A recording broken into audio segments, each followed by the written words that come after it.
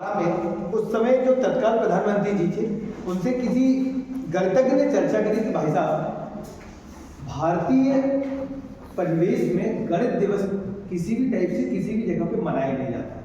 तो हमने कहा भाई ऐसा क्या है कि क्यों नहीं मनाया जाता? बहुत सारे दिन हम मनाते हैं, लेकिन गणित जो एक शाश्वत सत्य है, आप सब जानते हैं। भाई साहब ने चर्चा करी, पूरा जीवन नंबरों के खेल से। आप पैदा हुए यानी दिन चालू हो गए और आप गए यानी दिन खत्म हो गए। तो गणित ही अंतिम सत्य है और सबको केवल कहना चाहिए मोह माया है। हम कितने दिन रहेंगे वो भी गलती है।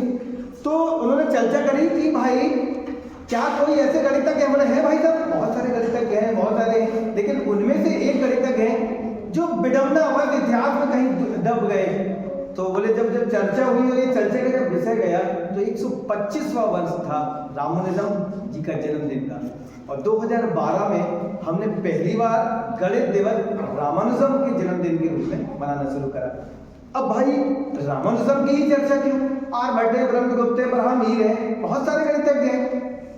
भाई किसी व्यक्तित्व के व्यक्ति की चर्चा 125वें वर्ष जयंती में आए और आज तक हम मनाते और मनाते रहे। तो उन्होंने बताया कि भाई साहब, व्यक्ति केवल 32 वर्ष जिया अपने जीवन काल में, लेकिन इतनी शोध है, इतनी सारी प्रमेय हैं, इतनी कठिन गणित है जिसमें आज भी चर्चा का विषय है। उन्होंने बताया कि अच्छा ठीक है भाई, इसमें हम पढ़ते हैं और करते हैं। उसमें धीरे धीरे रामानुजम की कुछ किताबें मिस हो गई। भारत का इतिहास जो रहा उसमें सबसे बड़ी बात ये रही कि किताबें, हमारा जो इतिहास साहित्य है वो बड़ा विलुप्त होते चला गया। जो मिला तो उनकी कुछ हस्तलिखित कापियाँ मिली, उनमें देखा कि भाई ये तो बहुत विद्वान व्यक्ति थे। तो एक बहुत छोटी सी उनकी पिक्चर भी आई है, कभी आपको टाइम मिले, समय मिले तो रामानुजम के देखिएगा। तो उन्होंने बताया कि उनके टीचर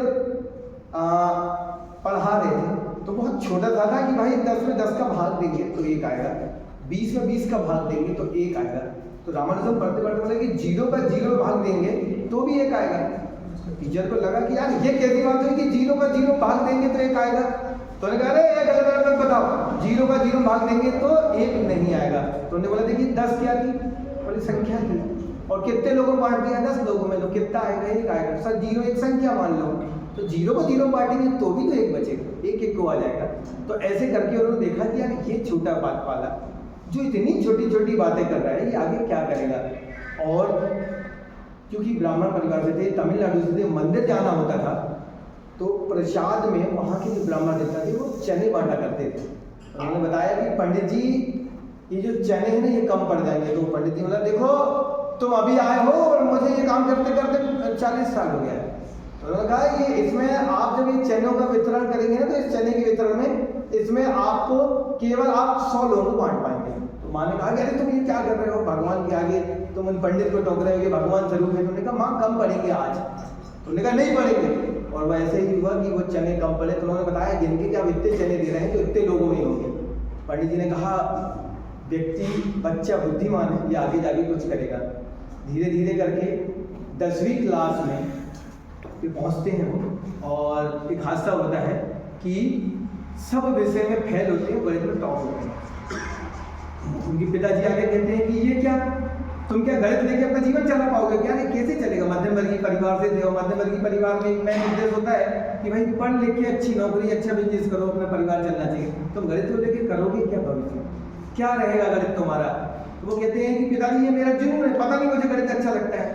और ये गणित को आगे लेके जाते हैं, और गणित को आगे लेके जाते हैं। तो उस समय चूंकि अंग्रेजों का दौर होता है और अंग्रेज किसी भारतीय को अपने समकक्ष नहीं बिठाते। क्यों नहीं बिठाते? क्योंकि वो मानते हैं कि वो इतना विद्वान नहीं है। लेकिन चूंकि इनके कुछ शोध, इनके कुछ कार्य देखते हैं और उसमें वो चर्चा करते हैं कि ये ऐसी गणित कैसे होगी। कोई गणित का बच्चा यदि 12वीं भी पढ़ा होता है, वो कैलकुलस की बात करते हैं, डिवाइड एक्स की बात करते हैं, समाकलन अवकलन की, तो उसमें एक चर्चा होती है, वो कुछ सीरीज बताते हैं। तो ये बात उनको कैम्ब्रिज विश्वविद्यालय में एक बहुत बड़े गणितज्ञ हुए हार्डी, उनके पास पहुंचती है। तो वो कहते हैं अरे ये भारतीय की बात मत करो, ये बहुत छोटे लोग हैं, ये ऐसे नहीं कर सकते। तो उन्होंने कहा नहीं, आप एक काम करिए, इनको बुलाइए। तो बुलवाते हैं हार्डी का। कैम्ब्रिज विश्वविद्यालय दुनिया का सबसे बड़ा विश्वविद्यालय है, वहाँ वो पेड़ स्थित है जहाँ पे न्यूटन ने गुरुत्वाकर्षण की खोज करी थी। अब चूंकि रामानुजम ब्राह्मण थे, उन्होंने बताया कि भाई ब्राह्मण समुद्र पार नहीं सकता। मान बोला देखो ये संभव नहीं है, आपने जैसा कि उन्होंने कहा नहीं माँ यदि मुझे गणित को आगे ले जाना है तो मुझे कुछ ना कुछ करना होगा, और वो जाते हैं और वो बताते हैं कि ये मेरे शोध हैं। तो उन्होंने कहा ये ठीक है, ये आपकी शोध है, लेकिन ये माननीय कुछ गलतियां हैं। वो वहाँ रहते हैं और कुछ काम करते हैं गणित में। वो जो काम करते हैं तो वो जो बहुत सारे प्रपोजल हैं, हमारी कोई भी जो रिसर्च है, हम किसी भी बात को जब कहते हैं तो गणित में ज़्यादातर सबूत में कहते हैं, प्रूफ में कहते हैं, तथ्य में कहते हैं। 2 और 2 4 कैसे होता है, ये इतने जल्दी नहीं आया। ये 2 और 2 4 के लिए लाखों प्रयोग हुए जब 2 और 2 4 होते हैं। मैं जैसे बताऊं आपको, 1 कैसे बनता है, आप 1 कैसे लिखते हैं? 1 कैसे लिखते हैं? ऐसे, वेरी गुड। 2 कैसे लिखते हैं? ऐसे लिखते हैं। 3 कैसे लिखते हैं? ताजुब होगा या 2 ही 2 क्यों लिखते हैं, ऐसा क्यों लिखते हैं? ये पहला मात्र भारतीय हिंदू आरेविक संख्या है जो दुनिया ने मान करी है, और वो 2 ऐसे बनता है, उसमें 2 कोण बनते हैं, 3 में 3 कोण बनते हैं, 4 में 4 कोण बनते हैं, और 7 में 7 ही कोण बनते हैं, इसलिए 7 ऐसा ही लिखा जाएगा। और ये बात दुनिया ने मानी है, इसलिए इस संख्या पद्धति को केवल हमने और हमने दिया, ये भारत का गौरव। अब बात आती है गौरव की। हम छोटी क्लासों में हमने पाइथागोरस को बहुत रटा है, 10 तक सब नहीं पढ़ा है पाइथागोरस, लेकिन आज इस बार नई राष्ट्रीय शिक्षा नीति पे आप पहला परिवर्तन देखेंगे। हमारे हाथ में गणित की किताब आएगी जिसका नाम है भारत का गौरव, जिसमें केवल भारतीय गणितज्ञों के बारे में दिया गया है। यानी अब हम जो नई शिक्षा नीति को लेकर जा रहे हैं वो भारतीयों पर आधारित कर रहे हैं। आर्यभट्ट, बरहामीर, माधव, ये माधव की तो एक बात ऐसी होती है कि हमारे पास जो सभ्यताओं के नाम में सभ्यता है वो बहुत बड़ी बड़ी सभ्यताएं हैं। मिस्र की सभ्यता है, बेबीलोन की सभ्यता है, चीन की सभ्यता है। देखिए गणित का कितना अच्छा प्रयोग है कि मिस्र के पिरामिड आज भी जिंदा है। ये गणित का दुनिया की सबसे बड़ी वॉल है चाइना वॉल, यानी चीन की दीवार, वो अंतरिक्ष से दिखती है, वो गणित पर आधारित है। और ये गणित आज से नहीं बहुत साल पहले चालू हो गई, लेकिन बहुत बड़ी बड़ी संख्याओं की खोज उन्होंने कर ली, लेकिन उन्होंने शून्य के बारे में नहीं बता पाया।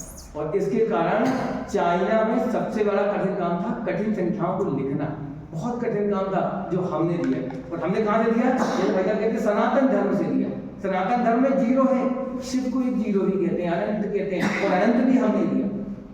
ये संख्या और आज से नहीं है, ये बहुत पहले से है, लेकिन कौन बता रहा है? भारतीय बता रहे हैं, और ये पहले बता चुके। लेकिन क्योंकि हमारे यहाँ पे सुनने का काम कम होता है। भारत में जो बाहर हम देखते हैं प्रपोजल लोग लगे हुए हैं, बहुत सारी चीजों में लगे हुए हैं। हमारे यहाँ जो चीज पहले बता दी गई है वो डिनाई कर दी गई, नहीं अभी संभव नहीं है, पर लेकिन उन्होंने जाना और फिर उसको बताया वही, जबकि हमको पहले ही पता था। जैसे उन्होंने बताया कि 0 के पहले क्या, अब 0 के पहले क्या, तो वो भी हमारे धर्म का ऋण। अच्छा ऋण क्या, जिसको हम कहते हैं कि भाई यदि हम यहाँ कोई काम गलत करेंगे तो वहां चुकाना पड़ेगा, और चुकाने क्या बोलते हैं? ऋण। वो ऋण पहले से था। इस बात की जानकारी हमने दी कि 0 के पहले ऋणात्मक संख्या आएगी, और ये जैसे आया तो लद्दाख और लेह के टेम्परेचर को हमने माइनस में जाना। जो आज हम चर्चा करते हैं यहाँ बहुत ठंड है, यहाँ बहुत गर्म है, ये कहाँ से आया? ये हमारा नंबरों की समझ से आया। तो जो हमारे रामानुजम थे वो इन चीजों को बड़े अच्छे से समझा पाए। एक विषय गया, जो गणितज्ञ होते हैं, जो वैज्ञानिक होते हैं, ज्यादातर वो आध्यात्मिक कम होते हैं, वो ऐसा लगता है कि सबूत पे मानते हैं। तो उन्होंने कहा कि देखो ये तुम जितने भी ये प्रमेय सिद्ध कर रहे हो ये कहाँ से आ रहे हैं? तो उन्होंने बताया प्रोफेसर साहब ये मेरे जितने भी प्रमेय ये मेरी माता बताती हैं। बोले माँ? तो बोले मैं जिस माँ को आराध्य मानता हूँ। हम दक्षिण में ज़्यादातर देखते हैं लोग पूजा पाठों पर बहुत ध्यान देते हैं और मंत्रों का बहुत ज़्यादा मानते हैं, वो अपने कल्चर को लेकर। और अभी हम देख रहे हैं टीवी में जो साउथ की फिल्म आ रही है वो अपने कल्चर से सामान को नहीं करते, उनके कल्चर में पूजा पाठ और इस चीज को मानना बड़ा करते हैं। तो उन्होंने बताया कि मुझे माँ दर्शन देती हैं और ये प्रमेय में कर पा रहा हूँ। उन्होंने कहा कि नहीं ये संभव नहीं। युद्ध चालू हो जाता है और कैम्ब्रिज विश्वविद्यालय में सेना आके रुकती है जी। अब उसमें एक समस्या ये हो जाती है कि इनकी तबीयत खराब होती है रामानुजम की, और टीबी हो जाता है उनको लास्ट स्टेज का। वो भर्ती होते हैं, कैम्ब्रिज वो आते हैं हार्डी साहब और कहते हैं यार मेरे ऑटो का नंबर 1729 है। बोले यार इस नंबर का कोई घन नहीं निकलेगा। घन मतलब होता है किसी घात 3। बोले यार ये बहुत बेकार नंबर है। उस बीमार की स्टेज में बताते हैं कि भाई साहब ये घन हो जाएगा, 10 की घात 3 करेंगे और 9 की घात 3 करेंगे ना तो निकल जाएगा। वो जी देखते हैं कि इतनी बीमार स्थिति में जबकि डॉक्टर बोल रहा है तुम अभी तुमको जाना है, अब पता नहीं तुम रहो नहीं रहो, उस नंबर को वो 3 बार सॉल्व करते हैं और दुनिया में पहला नंबर 1729 नंबर रामानुजम नंबर कहलाता है। इतने विद्वान थे, वो लौट के भारत आते हैं, बहुत सारे काम करते हैं, लेकिन 32 वर्ष की आयु में वो अब इस दुनिया में नहीं रहते हैं। लेकिन उनकी आज भी खोजें चल रही हैं, आज भी उनको हम पढ़ रहे हैं। ऐसे रामानुजम के व्यक्तित्व को मैं सलाम करता हूँ, और उस सरकार को लेके आज तक की जो सरकार है, जो इस कार्यक्रम को कंटिन्यूटी बना के रखी है, क्योंकि गणित में लेके जो गणित है, हम जो जिस भी गणित की बात कर रहे हैं, आज मैं छत के नीचे बैठी हूँ, सीढ़ी का बनना हो, सब में ही गणित समाहित है। तो आप भी अपने जीवन में यदि कहीं भी चर्चा हो तो गणित को इस बात को लेकर आइए, गणित प्रैक्टिकल होना चाहिए, क्योंकि गणित प्रैक्टिकल होगी तो बहुत सारी समस्याओं का समाधान करेगी। धन्यवाद।